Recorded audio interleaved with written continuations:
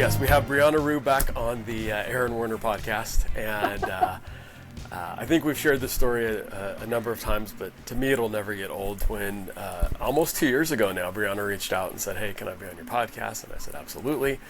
And she mentioned Buy Back Your Time with Dan Martell, which ended up being the first book of the book club that turned into Book Nerds, which completely upended and changed my life for the positive.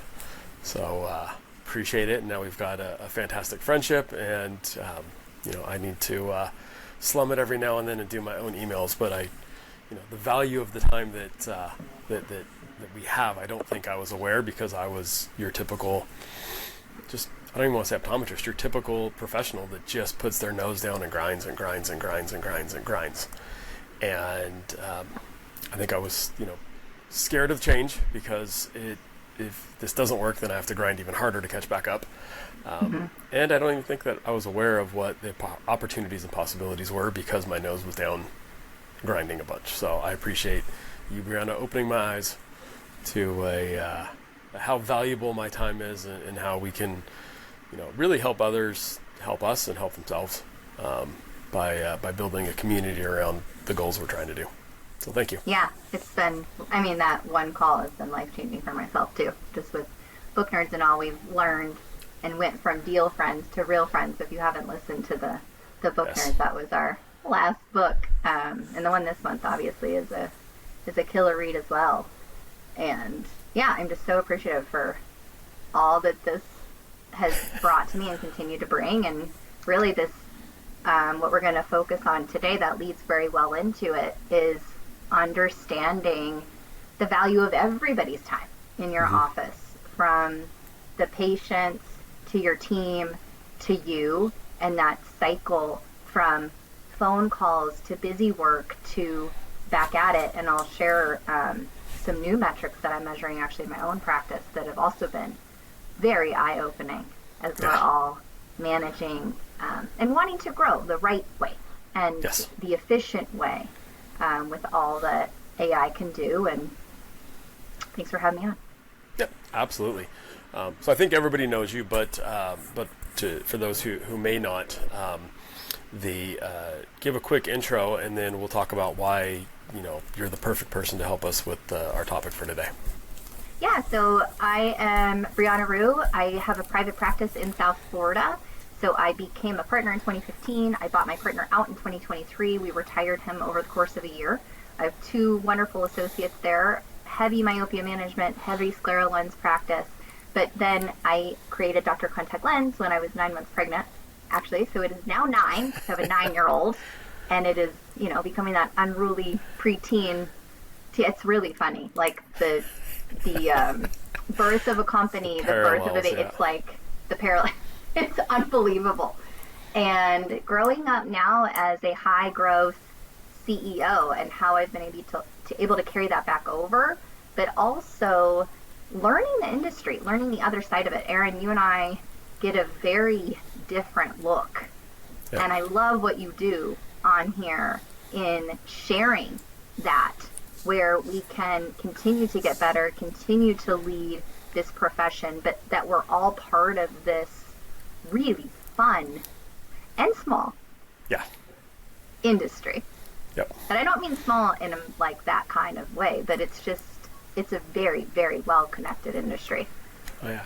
Now the 6 degrees of Kevin Bacon is really more like 3 degrees of optometry. Right? Yeah. Yeah. Yes, it is. Yeah. And I will share that a couple things that you may not about yourself. One, you are one hell of a pickleball player, and incredibly competitive. She's also amazing on karaoke night. So if you ever get a chance to see Brianna sing karaoke, I would take you up. I would take that chance in a heartbeat.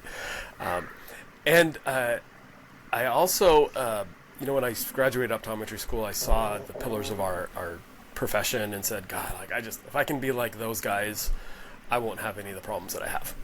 And I bring this up because I think we're both fairly successful. I try to surround myself with very successful colleagues, and we're not immune to any of the problems. I mean, I've called you with staff frustrations, with associate frustrations. You've called me back with them.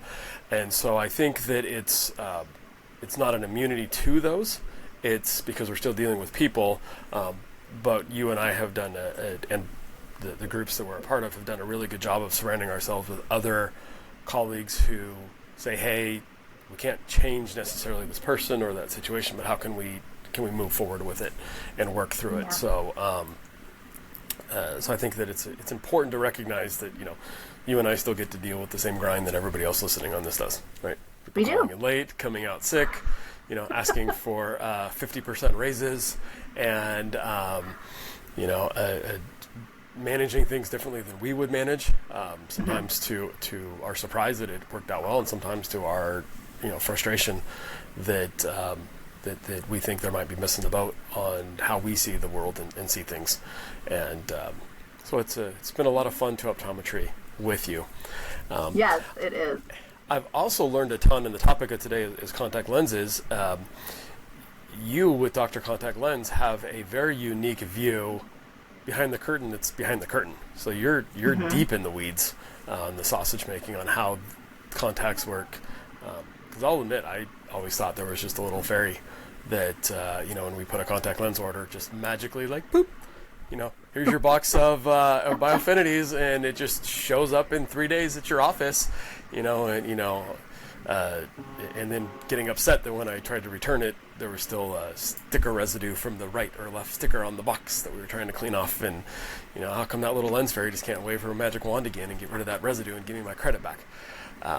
And then, so as we've talked and I've learned from you, it doesn't quite work that way. There's not a fairy. It's actually quite complex, and interestingly, the whole process of getting a contact lens from patient comes in, says I want them, all the way through to where they get their annual supply of contacts, and all the steps in the process is in the way of that. Yeah, I got millions of dollars invested in that process, Aaron. Yes. I've had to learn it the hard way. Yes. When we were creating Dr. Contact Lens, it's funny, I really thought we were building a website. This is not a website. This has now over 90 different integrations with the HIPAA compliance and the EMR systems and the distributors and the manufacturers and quotes and Care Credit and Apple Pay and Google Pay and the AI that comes in and changes, Biofinity -5 1/4 8/6 actually into a SKU item from our EMR systems. So it's been fun sharing all of that, from you just want to compete to making it easy for your team and easy for your customer, because at that moment they're purchasing something from you. Yep. I think that's a really, really classic mistake I see happening. Yeah, absolutely. And for those who haven't heard my rant, our patients are customers. They're consumers of healthcare. They get to choose where they spend their dollars. And I believe that our practices where they receive their care are the best places to get all of their care. But I think that we also become very burdensome sometimes to them in doing so. We don't make it easy. It's not the KISS principle. It's really the quantum physics. Are you sure you want to buy from me? Well, I wish that conversation was even happening. Because a lot of the times we think it's happened in the exam room, right? You're approving the patient for the annual supply they get up front. And I'll just go right into this. A lot of us think that patients or customers are leaving our practices to go somewhere else, really because of price. Guys, it is not price. We have done the studies. We've done the exit studies. It's confusion. Like, people that are confused, just like yourself, don't buy when they are confused. The other piece to this is convenience. As a busy mom of 2 young boys with 2 businesses, a husband, playing pickleball, karaoke, all the things that I love to do, right? I don't want to go back to pick something up, rush in at 5 o'clock, maybe you're closed because I got stuck at the red light down the street, to pick up my contacts. I want to be able to see on my terms. So I think a lot of this is flipping the script. And what I see, Aaron, is so within this is quoting patients. Quote them efficiently, not on a sticky note, not on your orange sticky notes or your blue ones. I've got like lots of sticky notes here. I got orange and blue today. Which one do you want? Which one? Right? No one trusts your math. No one is trusting your math. Nope. So when you say, this $900 year supply with this $250 rebate and this vision plan that's giving you this $150, you've already lost the patient. Okay, after your total, with including your vision plan and your rebate, your total today is $550. Is that cash, check, or charge? Pause.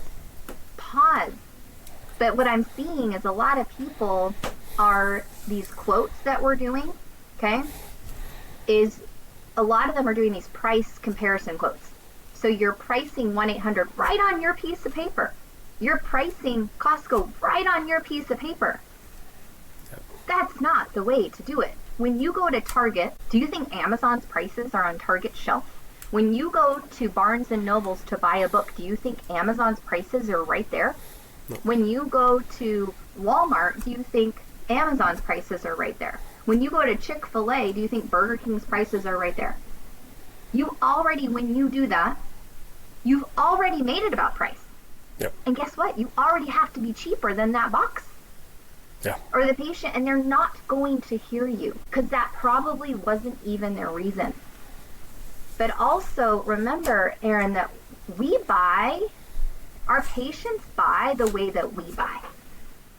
So Explain if you're that. not confident, if you're not clear, if you don't see the value in that, and we don't practice this enough, just like we practice optometry, guys.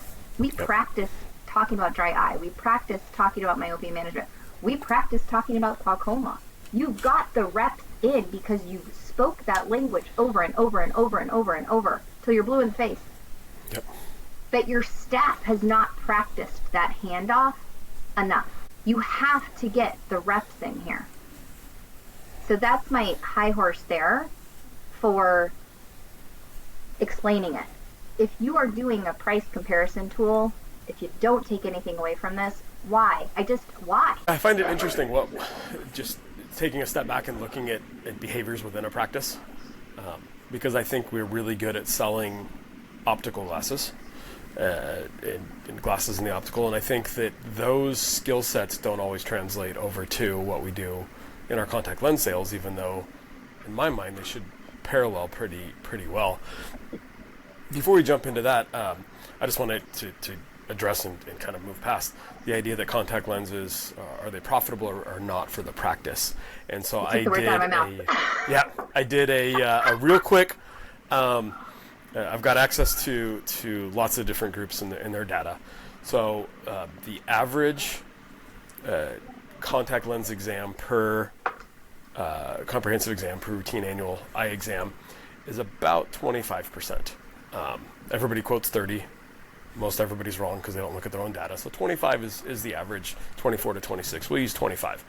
So if we've got $1 million practice seeing 2,000 patients a year, 2,000 routine eye exams a year, at 25%, that's 500 contact lens exams. And by the way, we don't do fits, we do exams, right? Fitting is the F word. Francis Bynum taught me that. So we do 500 contact lens exams. For the sake of argument, I've taken my contact lens exam fee, not including specialty and medically necessary and keratoconic and whatnot, but my everyday contact lens exam fee down to one fee. So let's just use a round number and say that that's $80, like collected after, the mandatory managed vision care discounts and whatnot. I think that's low. Mine's higher than that, but just for sake of numbers. So 500 times 80 gives us $40,000. So you're bringing in $40,000 a year just in service fees, which if you've got a NCLE trained technician, they're doing the majority of the work. So that's not all doctor time, right? So 40,000 there. Let's take that a step further. And I stopped trying to track annual supplies. That was a little bit tough because sometimes, especially with dailies, maybe I buy 4 boxes now and 4 boxes later. Does that count or not? So instead I just say, what's the average sale per contact lens exam, right, in dollars, in revenue. So my office is 400. Let's drop that down and say 350. That's about what we see, Aaron. Is it 400? Through Dr. Contact Lens, yeah. Okay, so 400. Let's use 400. We're more premium dailies too. So remember, if you're more skewed premium dailies, it's going to be higher. If you're still stuck in that 2-week brand or more monthly, it's going to be lower. It's going to be lower. So that's why it's actually skewing higher, which is great. And we're seeing that same trend. Cool. Well, let's, for the sake of argument, let's screw down. Let's just say 350, right? And so 350. Before you continue there, while he's saying this, okay? So I want you to look at every script that you're writing is a $350 gift card that someone either gets to spend in your store or in somebody else's. Okay? So as he goes through this, every script that you walk to the printer, you're putting a $100 bill on it and a $50 bill on it, and you're clicking print. Yep. 3 $100 bills and a $50 bill. Okay, keep going. Sorry. Just want this to be very visual because I think this is where we go wrong with this. Yep. So at $350 per contact lens exam, right, in material sales. So we've got 500 contact lens exams annually times 350. That's $175,000. Potentially, if you have 100% capture rate. That's actually my capture rate. That's what I'm doing every day in the office. So if I see 100 contact lens exams, and I add up all the material sales that I have, and I divide it up equally amongst those exams, we're collecting 350. Actually, we're collecting 400, but we use 350 here, right? So that's real dollars hitting the bank.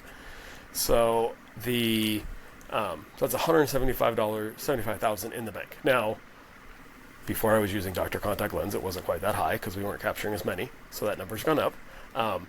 So if I add that $175,000 to my $40,000 in exam fees on contact lenses, I'm looking at $215,000 just in my everyday routine. Right? And I'm not trying to minimize this, but my everyday routine contact lens business. Not sclerals, not ortho-K, not keratoconic, not any of those, just the stuff that comes in a box, all right, that we're selling. And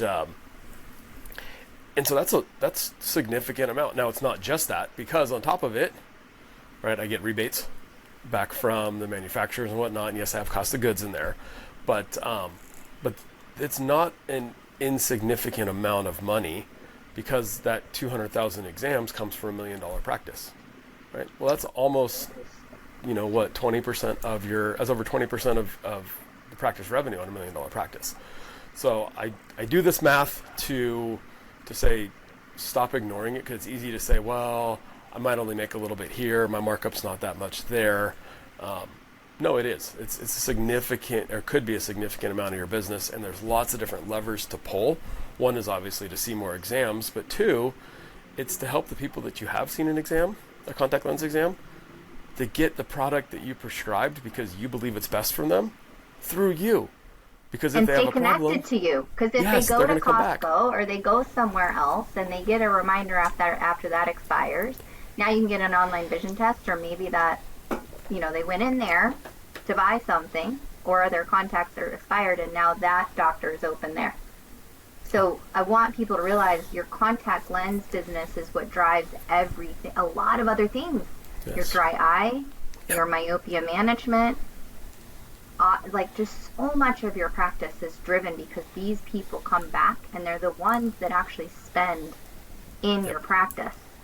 So having this as a pillar, right? You have 4 levers you can pull: sell more contacts, see more contact lens patients; sell more glasses, see more glasses patients; specialty care, and then there's another pillar there, like whatever it is, just seeing more patients in general, right? That's the only levers you can pull to make your revenue go up.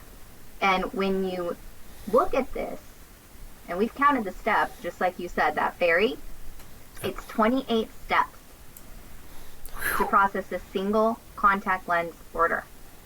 So my mom called me the other day and she said, "Hey, Brianna, I'm out."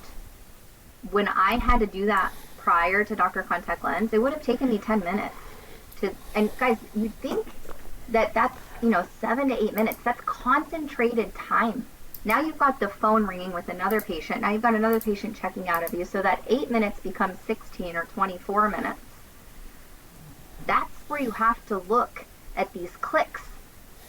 Clicks kill. They kill your flow. They kill your momentum in your practice. Yep. So when I'm talking all these other systems out there where they're drop down selecting very heavy, that's doctor time. That's patient time, that's staff time.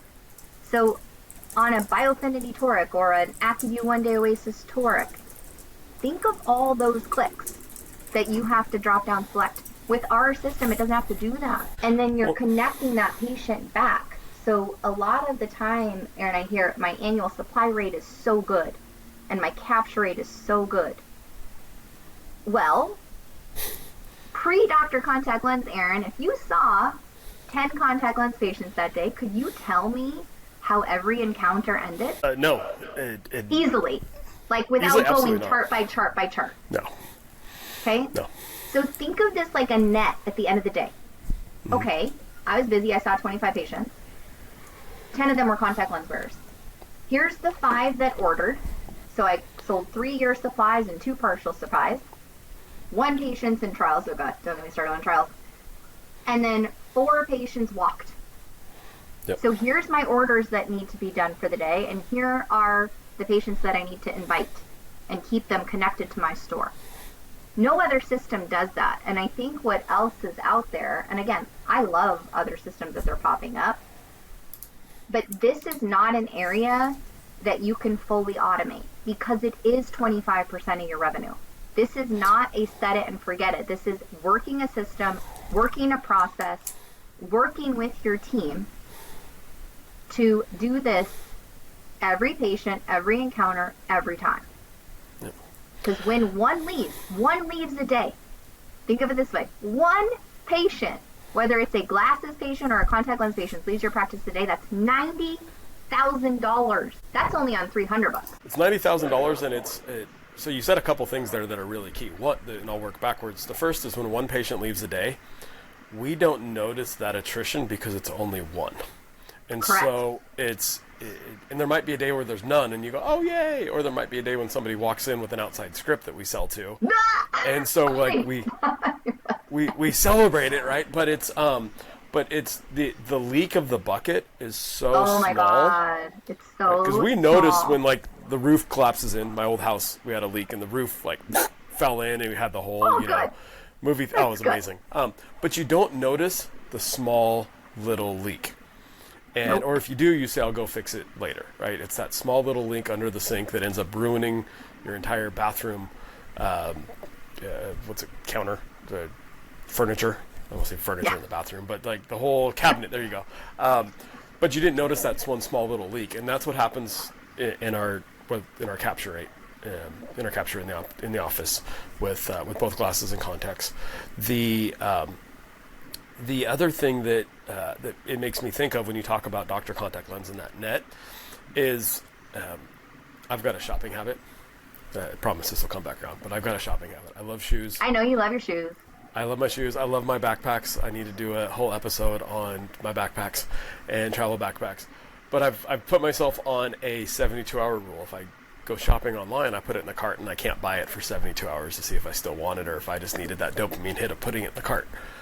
Those companies are so good. I start getting messages and emails immediately. Hey, you forgot something in your cart. Are you sure you want this? Right. I've also noticed that if you wait long enough, they'll send you like a $10 coupon too, which means that you, I get it for $10 less, and I have to do it. But so for me, the doctor contact lens is that, right? Because we don't have a good CRM. I don't have a person that's following through and did you buy or not. But it's that, hey, you still have something that you haven't finished yet. Let's reach out to you and help you buy it on your terms. Right, sitting on the couch in your pajamas, watching Love Island, and whatever it is, and you're like, oh yeah, I need more contacts. So it's not on my terms; it's on your term as the consumer of healthcare to get it. So I think it's really important that we have that in our practices because otherwise somebody else is going to capture that person. And they're hoping to, by the way, like the FTC rule. That was the whole reason we built this. We knew that rule was coming. That rule is not for you. That rule is for online retailers to get a crack at what you have the first crack at. So when a patient leaves, don't look at it like I call it on to the next syndrome. This is not about on to the next syndrome, guys. Because guess what? You got another patient right behind there. Yep. But this is something to plug. It's something to pay attention to. Because right now you do have on to the next syndrome. What if tomorrow that wasn't there? So not for doom and gloom, but to protect the asset that you've built, protect the patients that you have that relationship with. You've got to plug all that together. But on the trial lens side to this, and I know you and I share very similar views to this, think of it this way. When a patient comes in and you give them, and I don't do this, but a sample of a drop. You're like, I want you to go get this, at CVS, and I sell everything I prescribe, I sell. I don't care if there's a $3 margin on it. I don't care. This is one-stop shop, okay? But I'm going to give you a sample. Before you move on, Yeah. Why do you do that? I don't just recommend Peak Pro to my patients. I use it daily, and so does my whole family. Honestly, it's one of those rare products my wife and daughters all love. So much so they actually fight over who stole the tea tree cleanser, the peptide cream, or even the hyaluronic acid. I had no idea this would be the case when I introduced them to the Peak Pro products. But I've learned they're a great company to work with, and their lineup covers everything from daily eyelid hygiene to deep hydration. I highly recommend checking them out. We've got a special affiliate link in the show notes, and use code Warner for 25% off. The Myopia Collective. CooperVision and the AOA have partnered in a groundbreaking initiative to change the way optometrists in the U.S. treat children with myopia. The purpose of the Myopia Collective is to rally the profession of optometry and its allies to interrupt the status quo and elevate the new standard of care for children with myopia. Every individual is encouraged to become a member of the collective. By joining, you commit to taking action to help slow the progression of myopia in children. You'll receive updates and information about the collective and its work in the fight against myopia, gain access to educational opportunities and resources offered by the collective, and hear from change agents, the ambassador optometrists selected to serve as advocates for community and policy change that facilitates the mission of the collective. Scan the QR code or click on the link in the show notes to join the collective today.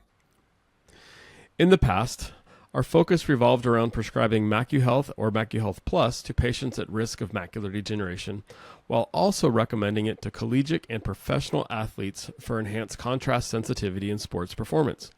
However, this year's introduction of the Life Meter has been a game changer. The Life Meter revealed a concerning truth.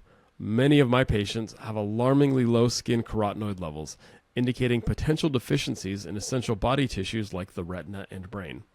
Supported by over 30 peer-reviewed publications, Life Meter's accuracy, consistency, and effectiveness has been demonstrated across 2,000 subjects with diverse backgrounds. With this newfound insight, I can now have meaningful conversations about carotenoid levels with all of my patients, even those who may seem outwardly healthy.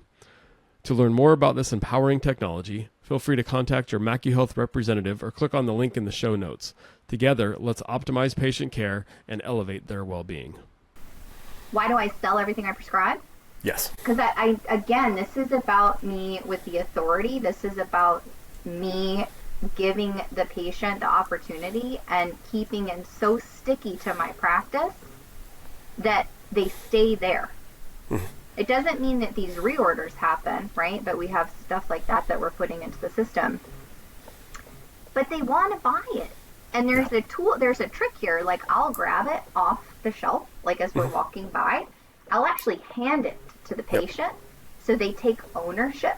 And then I take it back and I put it on the counter. So this with trials, but guess what? If you gave that patient a sample, they come back in a year for their comprehensive, or 18 months, right, on average.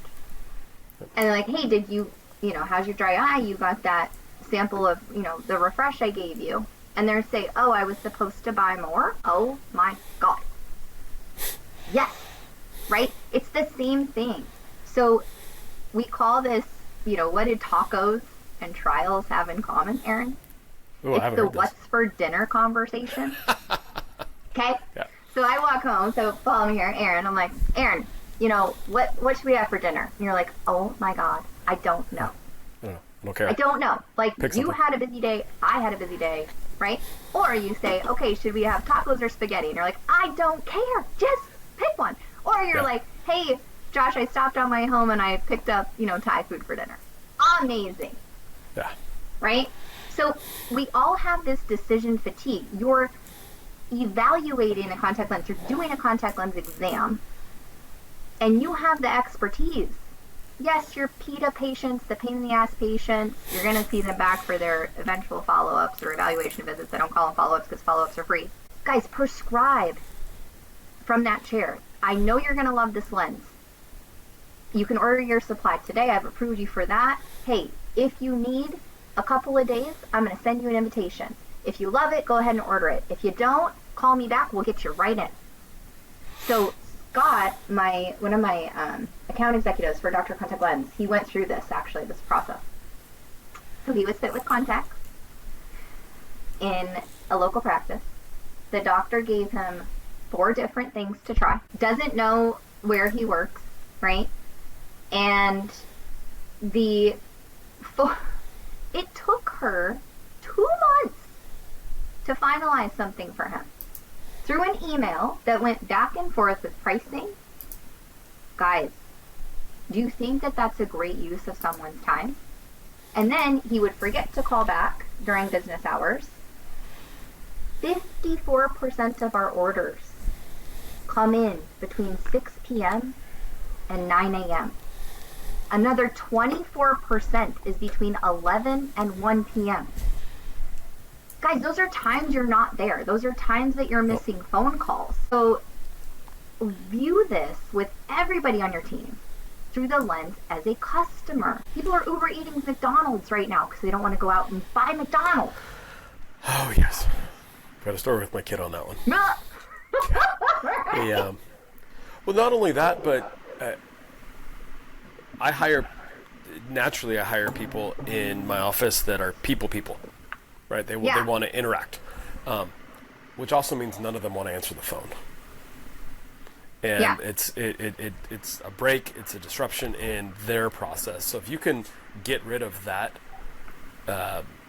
process, kind of like when we were first launching and rolling out the direct to patient, and we've been doing this for 10 years now, and mailing contact lenses directly to patients instead of having it come through the office. Single box annual supply didn't matter. We always shipped it to the patient, even if I had to pay the shipping cost, because I paid less in shipping costs than I paid in staff time to answer the phone, take the order, all that other nonsense. And now it's becoming pretty standard to direct to patient. Quite frankly, we're piloting a program in the optical too, from our lab, to direct ship glasses to patients. I love amazing.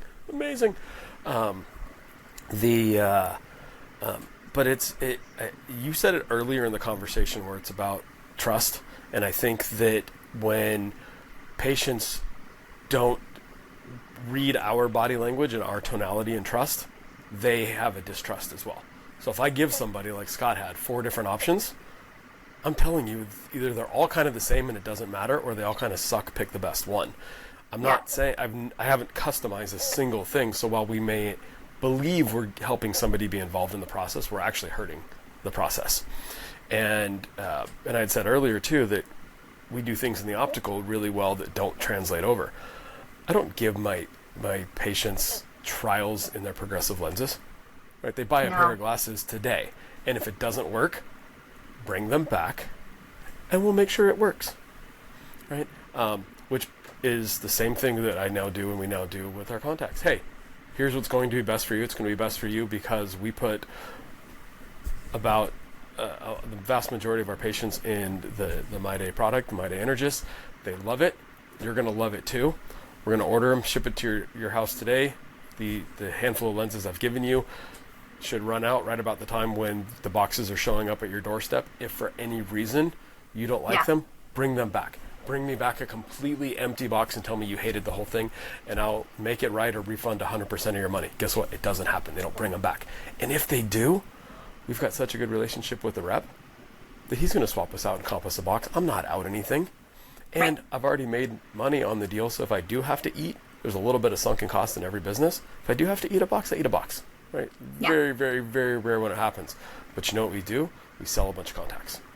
And people are happy because you're they not came getting to me. hung up on the weeds. You're not getting hung up by those one-offs. You're not getting hung up by the package thieves or whatever is out there. And guys, this works for any size practice, anywhere in the U.S., including Alaska and Hawaii, because I have customers there. So rural North Dakota to crazy South Florida and Miami, right? This works across the board. And I think that's part of it. And we all know you give great customer service. That's not what we're saying. We all know that you're a great doctor. This is about elevating you to that next level. My friends were in town, and they were making fun of me because obviously Dr. Contact Lens come up, and I was like, yeah, guys, the SaaS company is going well. And they're like, Brianna, wait, hold on. Like, you sell SaaS? Like, SaaS? And I was like, oh, God, this is going to be a long weekend. So I, like, gave them, like, this whole tech CEO jargon quiz. Or, like, quiz us. Like, they actually were, like, intimidating. So, software as a service is a SaaS company. And, yes, I do sell SaaS on the side. That's part of the coaching that you get with Dr. Contact Lens is because, again, if you have someone that leaves you and they get promoted to patient next week that's been your front desk girl forever, you got to start over again. And I know that process is hard. Aaron and I have lived that, right? But at Dr. Contact Lens, it's that coaching. Call us. We will train them. I hate leaky buckets. I hate them. So that's part of this, where you put these checks and balances in place and sit at your front desk, answer these calls. So again, the order for my mom took me 2 seconds. And this was built, funny story, this was built, my dad is the most electronically challenged human being. So if you're like, I'm skewed more, elderly patients or like that, 50 to whatever, 75 age group that is a little electronically challenged sometimes. I have to be careful saying that now because my hubby just had a big birthday. Now like AARP is like sending us stuff. So I'm like, already? Damn, that's not even presbyopic, nor will I ever be.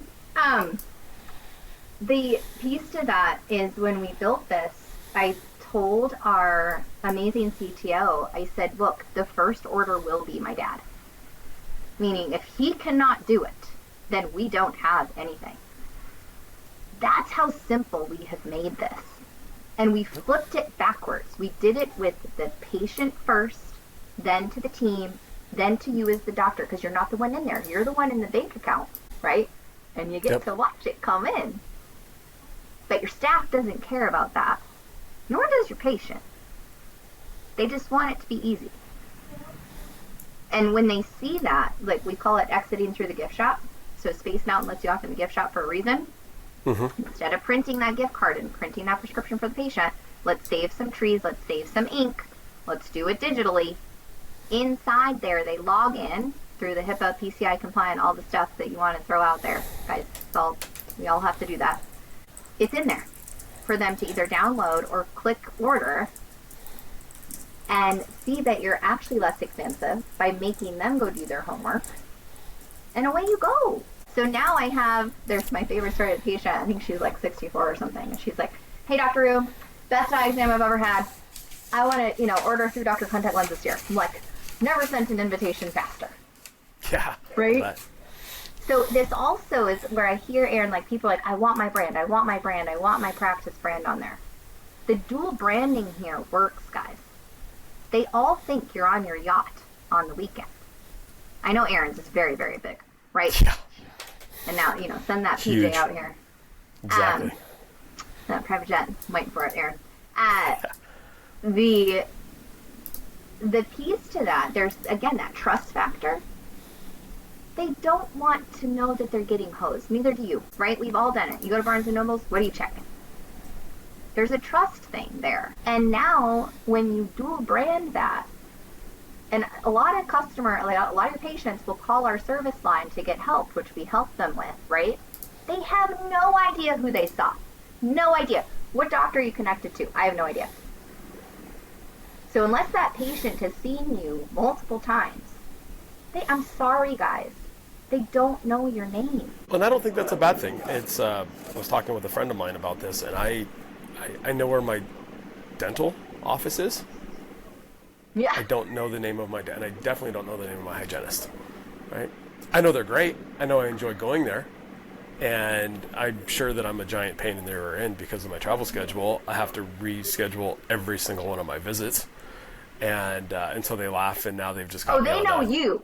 They know me. Name. They know me very well. That's a problem patient right there. When I know your name, we have a problem. They do. But they've also learned to make it efficient for me.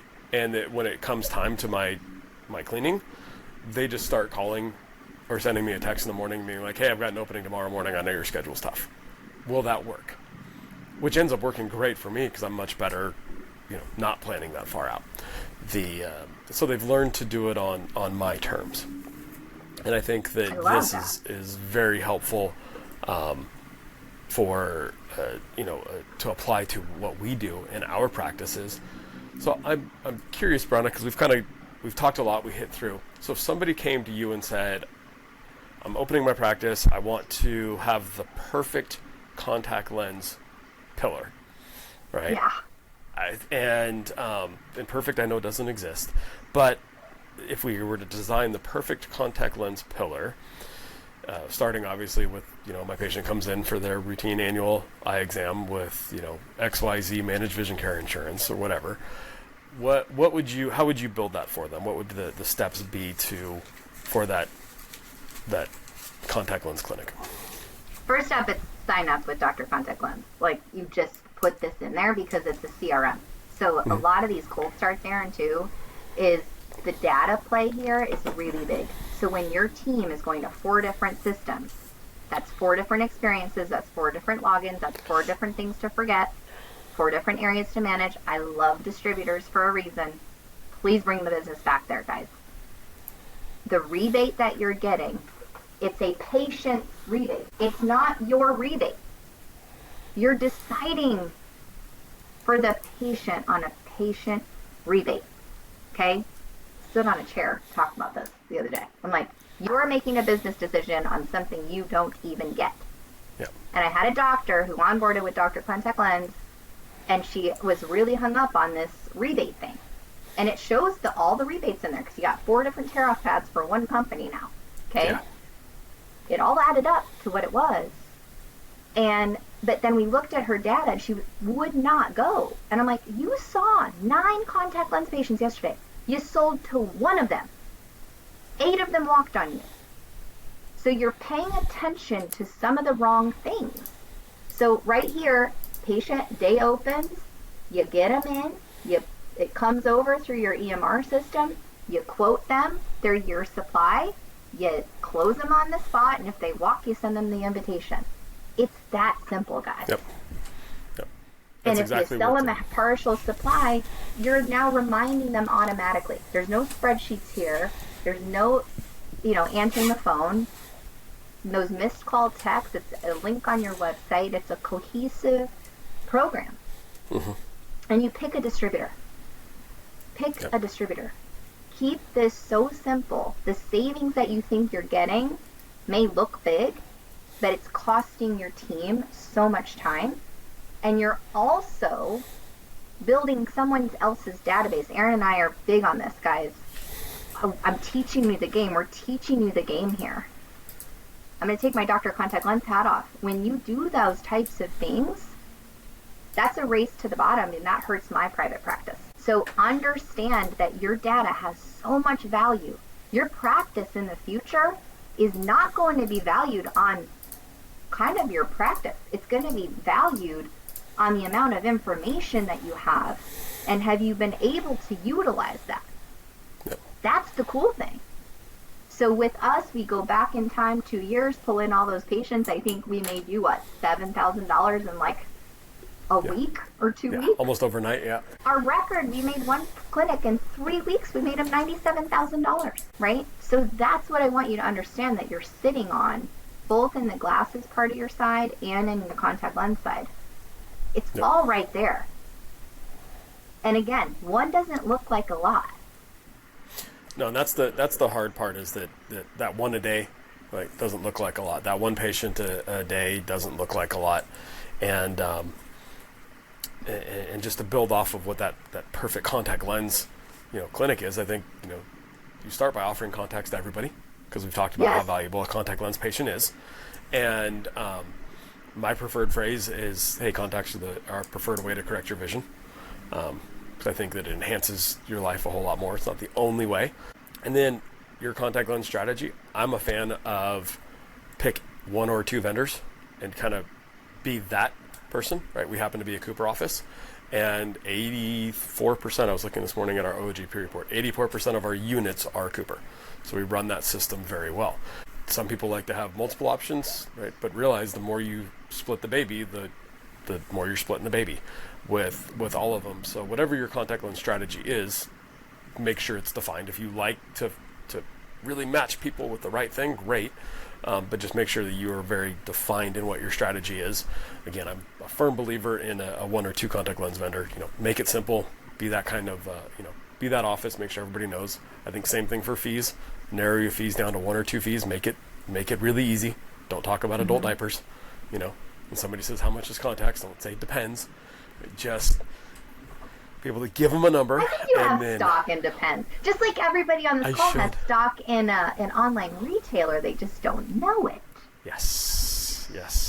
And you do realize you have stock in that business. Yeah. Well, I send people their way. They have stock in me. I just don't pay me. No, I'm just saying, when a contact lens script walks, you actually. Oh yeah. Guys, I've seen these numbers. They're insane. Yep. But then finalize quickly, right? We don't have to go through this long process. Patients don't want to go through this long process. Contacts work. They're great. And the number of people wearing contacts and the few serious adverse reactions are really, really small. And they work. They're fantastic. So we try to finalize as quick as we can, get them ordered, and then anything through us, we're very liberal in making sure we take care of the patient because we want to focus on that. And Dr. Contact Lens, as you said, is that safety net for us to make sure that patients don't fall off and fall through. Because I think when that happens, we've failed them. They haven't failed us, but we've failed them. And that's my way of making sure that we don't do that. And also some really low-hanging fruit is advocating for your kids. Your kids, especially your girls, your 7 to 10-year-old girls. That was me. That's actually why I became an optometrist. Oh, cool. Because my mom advocated for my doctor to put me in contacts in 3rd grade. And, just absolutely changed my life. So as myopia management, and you're building these moats around your practice, yes, you're opening the doors into this online world, but that's what makes this so fun and so valuable at what you do, that your patient's coming in for you to make a decision for them. So don't give them that decision fatigue, because they're going to go somewhere else. Yep. Or they won't come back to you because they just had that kind of experience. So think of it all the way through. That data in there, just it's not a set it and forget it. Again, I wish that it could be, but with this being such a big pillar of your revenue, there has to be checks and balances in here. So don't forget about that. Mm-hmm. And watch that growth. On average, through one of the distributors, we grew on average these accounts by 28%. On average. So if you take out these outliers, which they did for us, it was actually 36%. Wow. Where can you, in your practice, this again, Aaron, let's say your capture rate 70%. Okay, what are you going to bring in? Another annual supply training and do an annual supply training, and that, they get promoted to patient next week again? Yep. No, we've moved some accounts from 65% capture rate to 85% overnight by following a process. And this, guys, this is about change management too. Where do you want to sit? If you're sitting here and it's 2030 in your practice in 2030, these systems are no longer a nice to have. 10 years ago when we created this, it was a nice to have. This is a must have. Yep. In your clinic. And you need to invest in it. So this isn't about what's cheapest. This isn't about what you're getting for free. If you're getting something for free or cheap, you better ask better questions. So you can request your iPitch book here to help you make decisions. Yep. Because we love being on the fence there. Yep. That's the fun part of this. Yep. Is Aaron's teaching you this side of the game. I'm teaching you this side of the game. Yes, I have an invested interest because I'm on a mission, Aaron, to take down online retailers. One prescription at a time that connects it back to your freaking practice. That's passion. I've seen it work. I know it's on the other side of this. And I want us all to play the game that's been played against us for so long. That's kind of my soapbox. Yeah. Nicely done. Yeah. And no, I agree. Right? It's a game. I love playing games, and sometimes you win and sometimes you lose. And knowing the rules of the game and knowing how to play the game helps you play to win. And I think it's important that as this game continues to evolve, we have the right players on our side, and we know the rules of the game, and it's why I love having you on, because you help us with that. To put some dollars to your 28% growth with the distributor, going back to the original math we did at the beginning, right? If I take that $175,000 annually on material sales, 30% of that is $50,000. So this is not small money. That's another staff member that's paying off some of the equipment that you bought at a conference because you decided you needed it on a whim, right? That's a lot of, that's not small dollars. And it's no additional work that we're doing because you already did the work. Yeah. Just now helping your patient do what they wanted to do, which is get what you prescribed them anyway from the best place possible, which is you. And so I think that there's real dollars and cents in there. There's real efficiencies in there as well, and definitely passion. I mean, there's one of the reasons why I think that independent optometry is the best place to get care, right? Whether you're an associate in the practice, whether you're a staff member working in the practice, whether you own the practice, right? It's that passion. It's really hard to have your passion shine through when you've got guardrails and parameters put in place by the corporate overlords, if you will, right, or the biggers. But that the mom and pop community optometry practice is just where we build those connections with people, and that's why they come to us. And I think it's why we work in those environments. So I appreciate you. And when too, always if you bringing think it. that you're still on the fence here, what I'd also like to talk about is when a patient leaves, or when you get a bad review, or whatever it may be, right? But specifically when a patient leaves, they're giving you feedback, specific feedback. And this is what Aaron and I have done a great job in our practices, is opening that up. So there's three, I'll end here, but there's three KPIs now that I've been measuring here for about 3 months. And oh my God, are they eye-opening. Oh, bad. So one of them, they text me every day. One girl will text me these 3 metrics. What our collections were for the day. So collected receipts, everything, okay? Complete exams over total exams, and how many pairs of glasses we sold. Complete pairs, not this patient-owned frame. On average, when we started this, it was 3 a day. 3 pairs of glasses a day. I've had now clinics doing this for quite some time, or now, like when I started, I've shared it. Some of these clinics were at 1 pair of glasses a day on 9 exams, 10 exams. And my staff, when I brought them the metric, they're like, there's no way we sell more of that, because you look at their desks, they're so busy. Yeah. Everyone's so busy. And like, there's no way we sell more than that. I was like, well, let's find out. Yeah.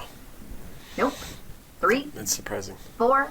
I think our record since we've been tracking it now is 7. Right? So just those 3 metrics. So what were they? They were total collections that day. So all the dollars that came in. So does that include insurance checks and? Yep. Yep. So not what we billed out, but not what we dollars that we took in that day from all sources. Cool.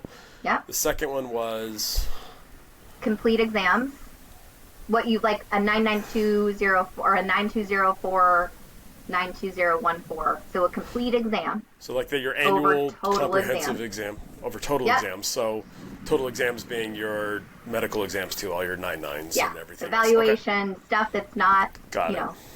follow-up visits, whatever you want to call it. Yeah. Okay. So complete exams is a percentage of all the different patient encounters that day. Exactly. Yep. And then complete pairs of glasses sold, which is probably the most humbling of those. Oh my God. And I also now break it down by optician, because one of them was hiding. So they tell me the breakdown sold by optician. So they're marking it. and they have to give her the number. And it is sent to me and my office manager every day. So if you think about this, what it started was, what's one metric, if you just had one, because you know our industry loves freaking KPIs for days. Yep. And I hate them. I hate KPIs. I hate it.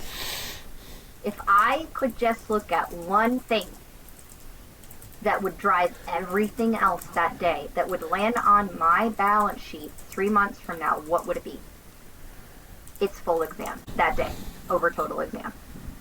And you see real quick when it's 24 of 36, when it's 20 of 30, when it's 9 of 9, really quick what's driving your business. And you will make changes, because I'm like, whoa. Yep. Abort mission. But I share this because I'm in the trenches with you. I see it. But that's what I've been tracking now for 3 months. Well, that's that. It brings us full circle to the beginning when I talked about, our nose on the ground and just working hard and grinding and grinding and grinding. Sometimes you got to step back up and say, hey, what's the scoreboard? What are we accomplishing from all of our work? Because working harder doesn't necessarily mean working smarter. Sometimes it's the opposite. And Peter, I love Peter Drucker's quote of what gets measured gets managed, right? Until you know what you're doing and what the numbers are, it's hard to make the right decisions. It's hard to make the right management. And Chris and Kyle teach all the time that everything starts from that comprehensive exam. So I agree with you. I think that's the driver that enters people into our optical Your bucket, pipeline, our your contact funnel. lens bucket, our drive buckets, myopia management, all the above. Right? You can't do it, at least in the way our worlds are set up, typically without that. So when you do good work, it creates more work. Yes. That's the point. Yep. So Understand your I love value. it. It's all right there, guys. Go after it, man. Go after it.